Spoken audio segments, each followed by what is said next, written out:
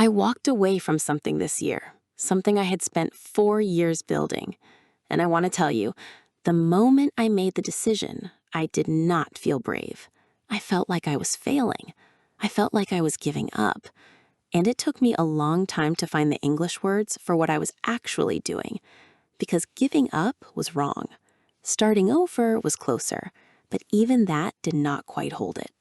What were you actually doing? I was choosing, deliberately, to put down something that was no longer mine and walk towards something that might be.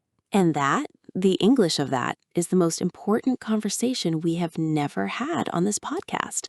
Because the language of starting over, of second chances, of walking away, of beginning again, is one of the most emotionally loaded vocabulary territories in English and one of the least taught. And today, we give you all of it. Not the motivational poster version, the real English, the specific words for the specific feelings that happen when life requires you to begin again. I'm Mary. I'm Albert. LeapTalk English, B2 level, real conversation. Today, the English of starting over and second chances. 5 topics, word tour at the end, 8 words. Stay for topic 3 because it covers the English of the in-between, the space after the ending and before the beginning. And it is the part nobody talks about, but everyone lives through. Quick comment question right now. Have you ever had to start over? A job, a relationship, a city, a version of yourself? Tell us in the comments what that was like. We want to know. Every story matters. Let's go. Topic 1, the English of walking away, when leaving is the brave thing. Topic 1, and I want to start here because this is where starting over actually begins. Not at the new thing, at the leaving of the old one. And walking away in English has a vocabulary that most learners do not have, because the decision to leave something, a job, a relationship, a place, a version of your life, is never simple, and simple language cannot hold it. Let me demonstrate. 2 ways of describing the same decision to leave a job. The simple version. I quit my job. It was not working. I wanted something better. And the version with texture. I stayed 2 years longer than I should have, not because I was afraid of leaving, though I was, but because I kept thinking the next month would be different. And eventually, I realized I had been waiting for permission that was never going to come, so I stopped waiting. Same decision, completely different story. And the second version is not more dramatic, it is more honest. The vocabulary of walking away.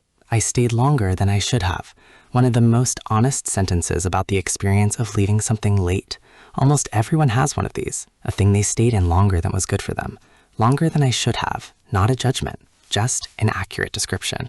I kept thinking the next month would be different. The specific language of staying in hope. Not staying because things were good, staying because you were waiting for them to become good. I kept thinking, the present perfect continuous, signals repeated ongoing thought over a period. Very natural, very precise.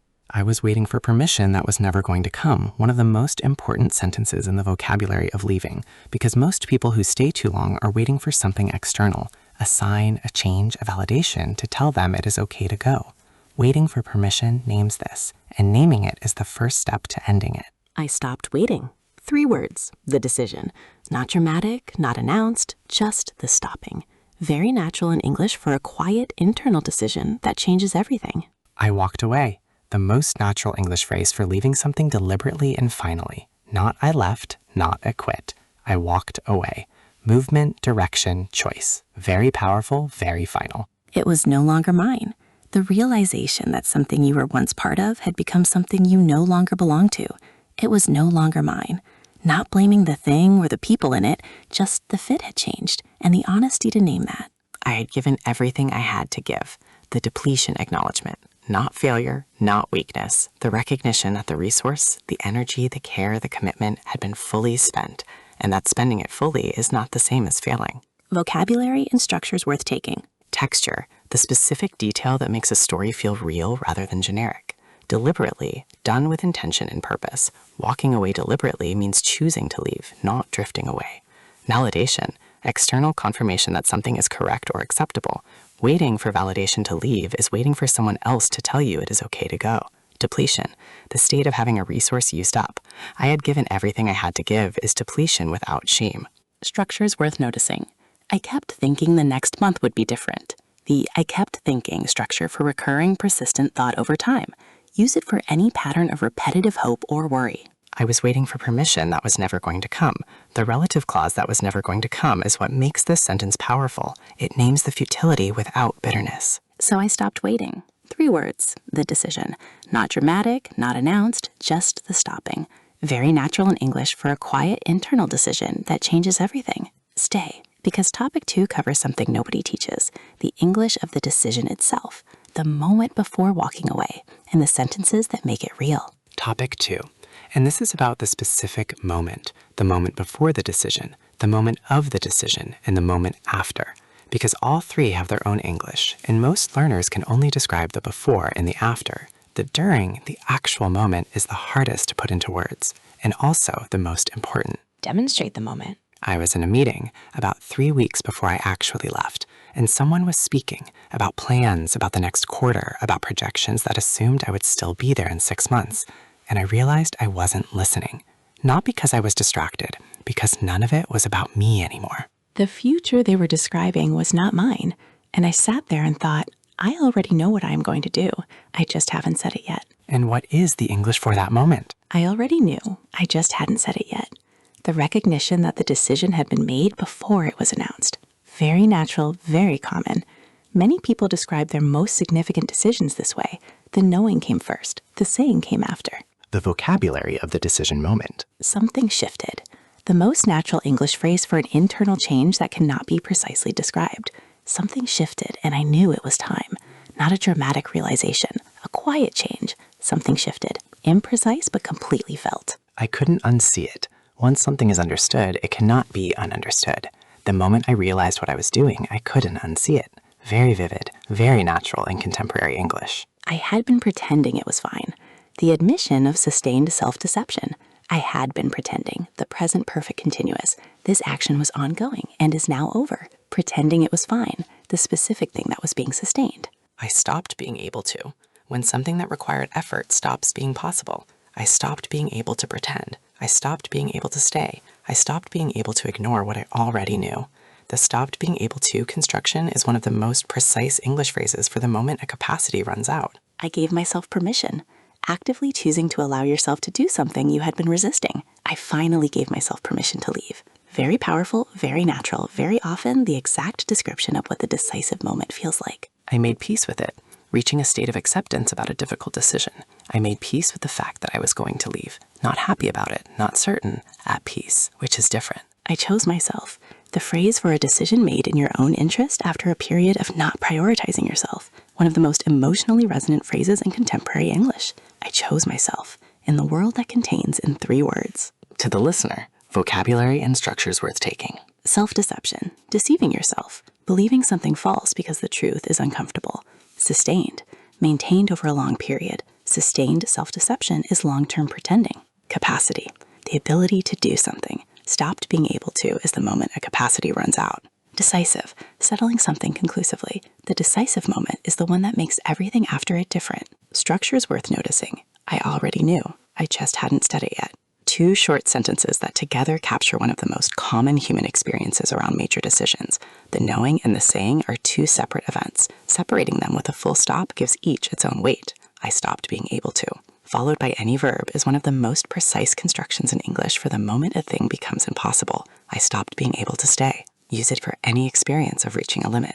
Stay, because topic 3 is the one I said before the episode that nobody talks about. The in-between, and it is the part where most people get lost. Topic 3, and this is the one, the in-between. The period after you have walked away, but before the new thing has begun. And it has a specific feeling, and almost nobody has the English for it. Describe the feeling. Honestly, it is like being between floors in a building. The elevator has left the floor you were on, and it has not arrived at the next one yet, and you are suspended, not falling, not rising, just held in the space between what was and what will be. And it is the most uncomfortable place most people ever find themselves, and also, if you can learn to be in it, the most generative. The vocabulary of the in-between. Liminal, relating to a transitional period between 2 states. Liminal space is the space of the threshold, after one thing has ended and before the next has begun. I am in a liminal space right now. I am between chapters, between identities, between versions of myself. I do not know what comes next. The honest admission of uncertainty in the in-between. Not performed modesty, actual not knowing.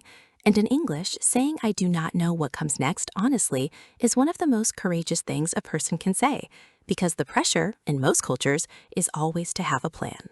I am sitting with the uncertainty, the active choice to tolerate not knowing rather than escape it. Sitting with, to be present with something difficult without trying to resolve it. I am sitting with the uncertainty is the sentence of someone who has chosen to be in the in-between rather than rushing out of it. I am between chapters, the book metaphor for the in-between. Very natural in English. I am between chapters right now. The last one ended, and the next one has not started yet. Everyone who has read a book knows what between chapters feels like. Slightly suspended, slightly open. I am figuring it out, the ongoing, non-linear process of working through uncertainty. I am figuring it out, not I have a plan, and not I have no idea. Somewhere between, active, imprecise, real. I am taking it one step at a time. Already covered in the mental health episode, but worth returning to here because in the context of starting over, it takes on a specific weight. One step at a time in the in-between means I am not trying to see the whole path. I am only responsible for the next step. I am giving myself time, one of the most generous and most difficult things to do in the in-between. I am giving myself time to figure out what I want. Time as a gift, not a delay, not a failure, a deliberate, chosen, necessary gift. And the phrase that describes what the in-between is for, I am letting myself not know yet. I am letting myself not know yet. 6 words, the permission to be in uncertainty without rushing to resolve it. Letting myself, not being forced by circumstances, but choosing to allow. Not know yet. The yet is everything. It signals that the knowing will come, just not yet. And the choosing to wait for it rather than manufacture it. That is the whole practice. Vocabulary and structures worth taking. Liminal, relating to a transitional threshold between two states. Generative, producing new ideas or growth. The in-between can be generative, means it can produce things of value if you can be present in it.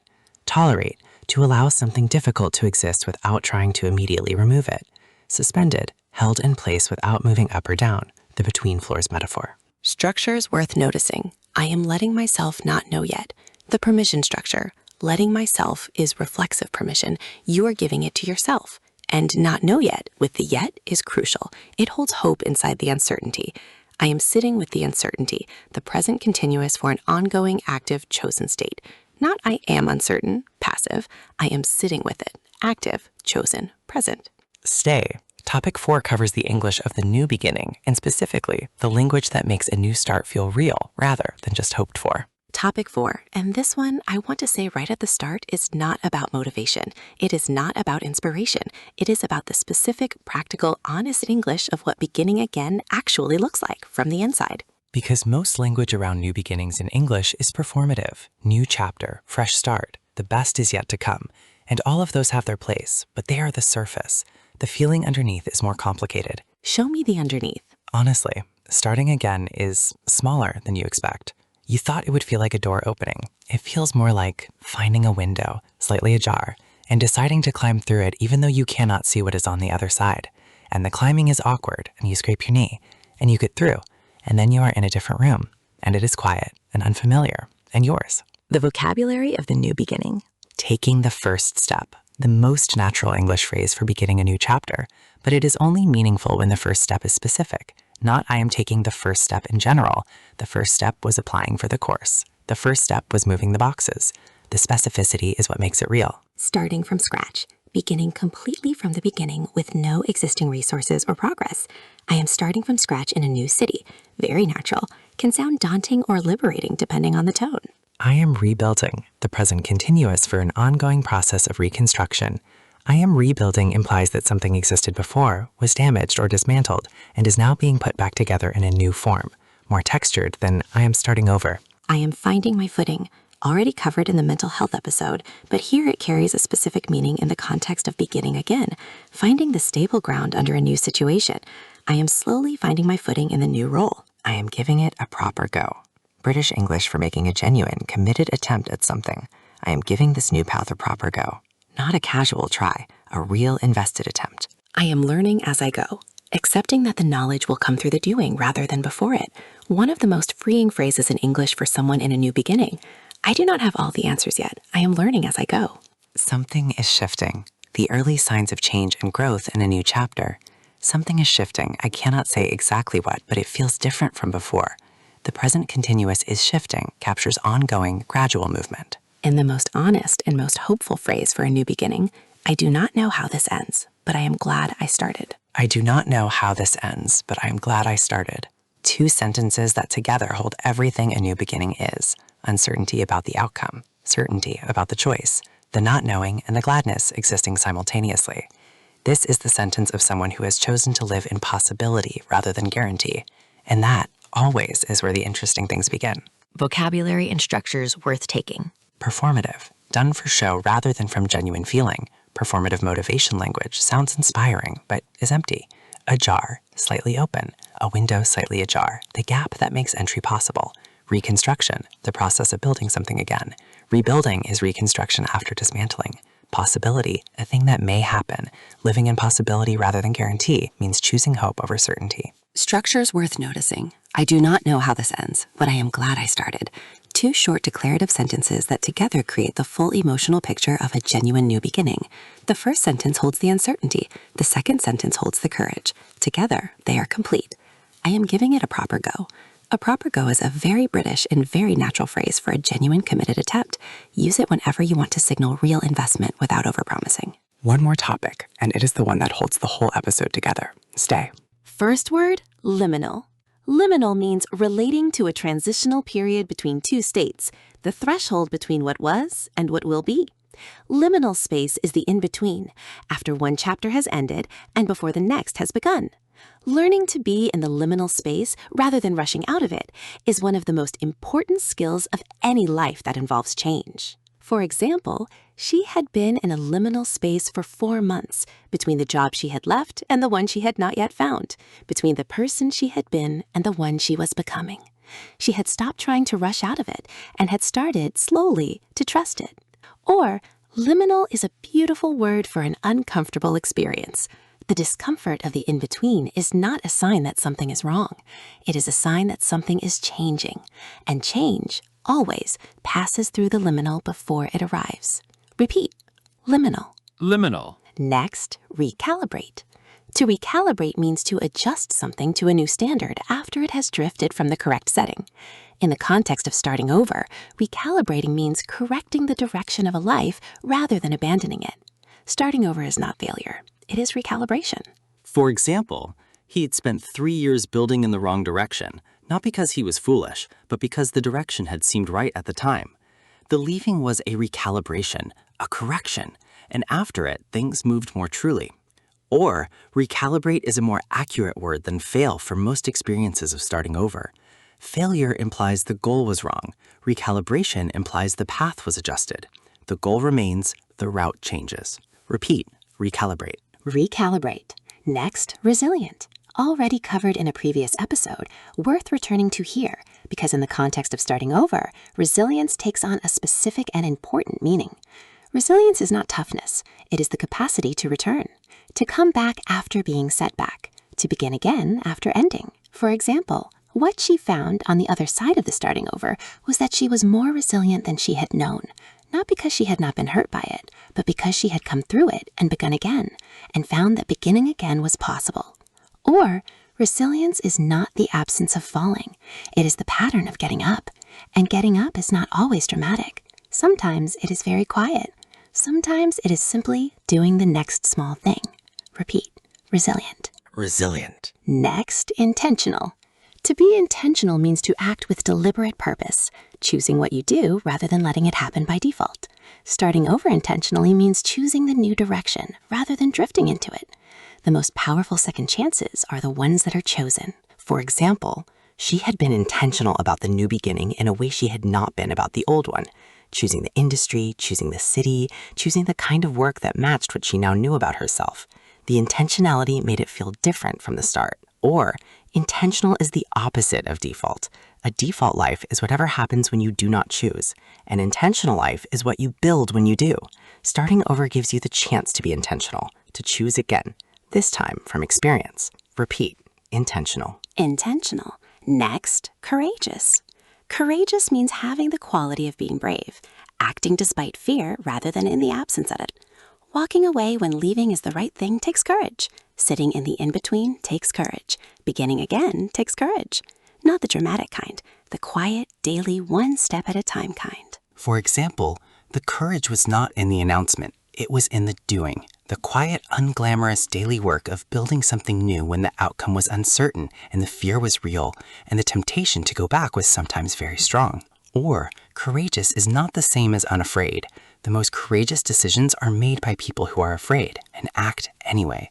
The fear does not disqualify the courage. It is part of what makes it courage. Repeat.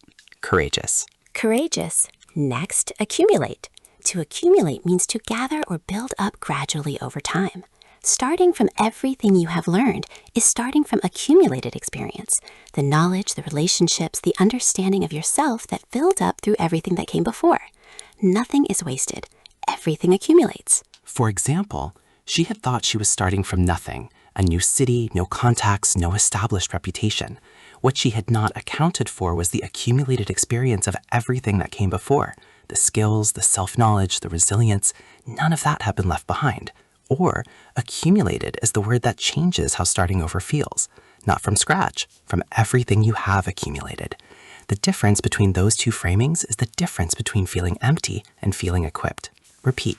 Accumulate. Accumulate. Next, permission. Permission means official or formal consent to do something. In the context of starting over, giving yourself permission means actively allowing yourself to do something you have been resisting. Walking away, beginning again, not knowing yet, choosing yourself. All of these require permission, and often the only person who can give it is you. For example, the hardest part was not the leaving itself. It was giving herself permission to leave. The decision had been made for months. What took longer was deciding she was allowed to act on it. Or, permission in the context of second chances is almost always self-given. Nobody will tell you it is okay to start over. Nobody can. The permission is always yours to give and always worth giving. Repeat. Permission. Permission. And our final word, possibility. Possibility means a thing that may happen, the state of being able to occur or be achieved. Living in possibility means choosing to act without guarantee, moving towards something that might work rather than waiting for certainty. Every new beginning is an act of choosing possibility over certainty, and possibility is always where the interesting things begin. For example, she had lived in certainty for a long time, the certain job, the certain path, the certain outcome. Starting over meant living in possibility, which was uncomfortable and occasionally terrifying, and more alive than certainty had ever made her feel. Or, possibility is not optimism. Optimism believes everything will work out. Possibility simply acknowledges that it might. And might, in a life that has known its share of hard things, is enough. Might is where you begin. Repeat. Possibility. Possibility. 8 words. Liminal, recalibrate. Resilient, intentional. Courageous, accumulate, permission, possibility. Everyone is the language of someone who has chosen to begin again. And everyone is now yours. This week, one practice. Think of something in your life right now that you are in the middle of, a beginning, an in-between, a leaving, and find one sentence from today that describes it. Say it out loud, in English, not for anyone else, for yourself. Because the moment you name something accurately, in any language, it becomes something you can move through, rather than something you are just inside of. And starting over with the right words is not starting over at all. It is continuing, more honestly, more bravely, more yourself. I'm Mary. I'm Albert. LeapTalk English. Thank you for listening, and for every beginning you have ever been brave enough to make. See you in the next episode. Bye, everyone.